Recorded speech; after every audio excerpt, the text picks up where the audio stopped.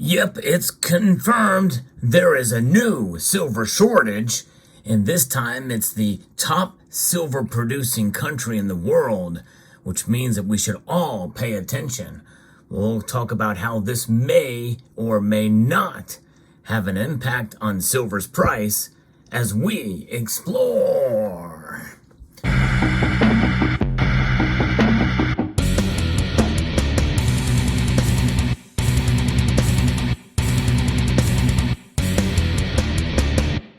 An actual silver shortage. There is meat to this bone. Indeed, there is. But that does not automatically mean that silver is just going to skyrocket. But it's just one of a growing number of factors that are really bullish for silver's price in the coming year. I'm going to talk about this because Mexico could literally run out of silver, mineable silver, by 2026 and will only worsen the supply deficit. This is a piece from nxtmine.com, and this article goes through some nuance and references another piece that is a little bit more, bullish on silver and kind of more biased in terms of what it's going to do to the price of silver. But let's begin here as to what this article is talking about, that the world's largest silver producer could mine all of its existing reserves within 2 years, throwing silver's global supply-demand balance even further out of whack than it is currently. Now, that sounds pretty alarming, and it is, but we've been here before, folks, and we're going to talk about that in the past. But the thing is the other factors that are coming into play on top of this is a little concerning. But if you're an investor in silver, and I use that term very loosely because we should not see silver as an investor, but some people feel that silver's price is going to break out in a big way this year. Well, this is a video you should pay attention to because you very well may be right. Now, Mexico has regularly outputted 5,600 tons of silver over the past 10 years, but has seen its reserves dwindle to just 37,000 tons. That's known reserves. They could discover more. They're constantly looking and working to find ways to find silver. And there's a lot of places, a lot of potential in Mexico, but that's just it. We don't know exactly how soon or what those reserves look like, those potential reserves. If mining continues at the current pace, considering what's left in the ground, Mexico's silver reserves will be exhausted by the end of 2026, as was recently reported. And the other report comes from a company called the Silver Industry Substack, known as the Silver Academy. And it says that silver shortage has been confirmed and Mexico's silver supply has dropped off a cliff. Now, they reference this chart here, and silver production is now declining double digits annually for the first time in almost a decade. Historical trends indicate that substantial contractions in new supply have presented excellent opportunities to invest in the metal. And that's just it. This article was kind of moving you in that direction. But I'm saying, hold back. Let's take a look at this from a larger picture. And history needs to be the guide. In fact, in this piece, which I think is definitely biased to pumper status, we'll say, that's a term used a lot, about pumping up silver. And so we have to be very careful and look at the motivations for some of these pieces, some of these articles written, and kind of look at the nuance, because they will throw things in there to say, well, but I didn't say it was a definite. It could happen, and that's just it. That is the key word here, because we don't know what's going to happen in the next couple of years. In fact, if we look back at almost a decade, and I'm going to talk about a chart that talks about Mexico's silver production, we can see really what has followed that. So silver is currently one of the most undervalued levels in history compared to gold, with the gold to silver ratio of being at 85-1. But the thing is we are kind of in a new normal for the gold to silver ratio. It's been trading regularly above 75-1 for quite a while now. So we're at 85-1 and it's still overvalued, but by how much? And so they show this Mexican silver production. You go back around 2006, it dropped off a cliff then pretty dramatically. And then it really picked back up even more dramatically from about 2007 through about the middle of 2008. And then it kind of ran stagnant for a while. But then, as soon as the recession hit, silver production went through the roof.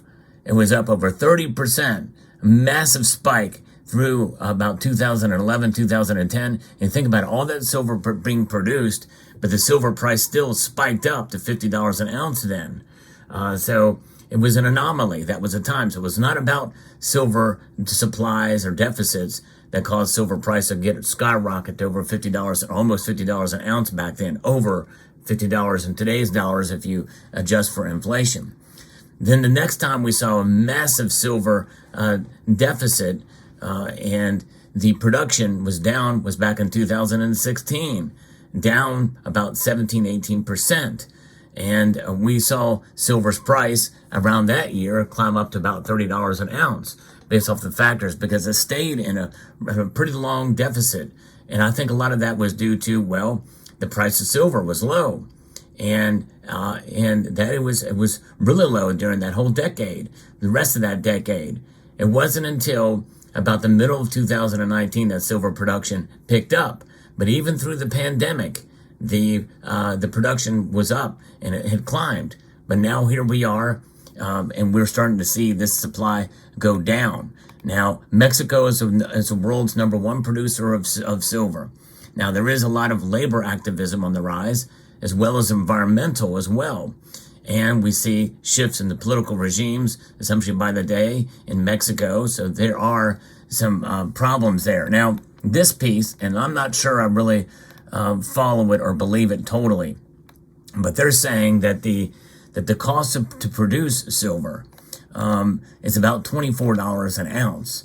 So that's kind of right. That's more than what the price of silver is now. That's all in sustaining costs. I don't know that I necessarily buy that number. I think it just depends on the mind and the average of it and the like. But when you think about it, that is something to think about. The cost to produce gold and silver has gone up. We know that for sure. But I haven't gotten a solid figure of what all-in sustaining cost is to produce an ounce of silver as a primary silver mine. As a byproduct of other metals, we know it's much lower. But nonetheless, that's just it. There's a lot of things that are going on here, especially the Mexican government passed an overhaul of mining laws, including shorter concessions and tighter rules for permits. And that's going to put a damper on mining. Dan Dixon, the CEO of Endeavor Silver, a Canadian firm with 2 producing silver mines in Mexico, said the changes to concession terms would affect juniors' ability to secure finance. We depleted resources and need to make new discoveries to replace that supply. It will limit companies coming behind the operators to bring that additional supply on. The mining code changes also threaten to trigger a wave of litigation in Canada, where 70% of foreign mining companies operating in Mexico are based, including First Majestic. So it'll be very interesting to see how this all plays out through this. It's very fascinating indeed. We know there's been a mining deficit, a supply deficit overall, and that's been essentially been able to be covered through increased recycling. But you know what? If you look at a global supply over the past 10 years, really, in reality, it's not declined by that much when you think about it. Mining supplies declined somewhat, but overall, in total production, it really hasn't been that much. In fact, really, the numbers aren't out totally yet for 2023, but the forecast through the last quarter says that we've had more silver being produced. So it's just a lot of different factors, a lot of things, a lot of nuance in some of these data that are coming out. But I think it is worth noting that Mexico is a very special place with silver, and some of the things are going to offset it, and there are less primary silver mining operations happening now than ever before. That is for sure. It is dwindling at an alarming rate. However, there is a makeup in recycling and silver being mined as a byproduct of other metals. In fact, most of the silver mined is as a byproduct of other metals. But there's something about Mexican silver I think is quite fascinating, and I love the Libertads and silver mined in Mexico, and Mexican themed silver, even rounds like this. I think it's really cool. But silver Libertads are beautiful coins, or rounds, or however you want to say them. I think they have been monetized by the Mexican government. So I guess technically, even though there's no denomination on them, they are silver coins. And I love the sound of them too. This is a 2 ounce. And when you put it right at the center of this pocket pinger, which is a great device to help detect whether silver is genuine or not by the ring and the sound of it. There's an app you can get with it too, with a tap. You can hear that nice silver sound. On a 2 ounce round, it sounds really cool. If you're interested in one of these, there's an affiliate link in the description below so that you can test your silver as well. It's a cool little device. It's called the Pocket Pinger. Looks like this. Relatively inexpensive. But nonetheless, silver. I think it's going to be very interesting to see, as this being the latest bit of news, that even though it may sound serious, I don't think it's going to have as a direct an impact as the headline may suggest in the price. But that, coupled with other factors that I've talked about recently, even very recently, in a video I posted earlier, I'll post a link to that video at the end screen of this one, so you can see there's a lot more, I think, going for silver to be a metal to consider for going up in price this year than there is heading in the other direction. I still think in the first few months we may see silver's price fall a bit. But I think overall, by the end of the year, I think we'll see silver moving in a positive direction. I don't think that's unreasonable to think that at all. I've made a prediction of $28 an ounce for silver at the end of this year. It should happen, I think. And I've been wrong about silver in my price predictions for the last 3 years, but overall, during the course of the year, I've been right about some of the moves that silver has been making. So we'll see how this plays out. If you enjoy content like this, where I bring you the latest news on precious metals, hope you will like this video. And if you find this content informative, insightful, and educational, hope you will subscribe to the channel as well. So with that being said, thank you for taking the time to watch this video. I want to extend a multitude of gratitude to each and every one of you for being here. And again, encourage you to please rate this video, share it with your family, friends, and even enemies. Why exclude them? Comment and subscribe.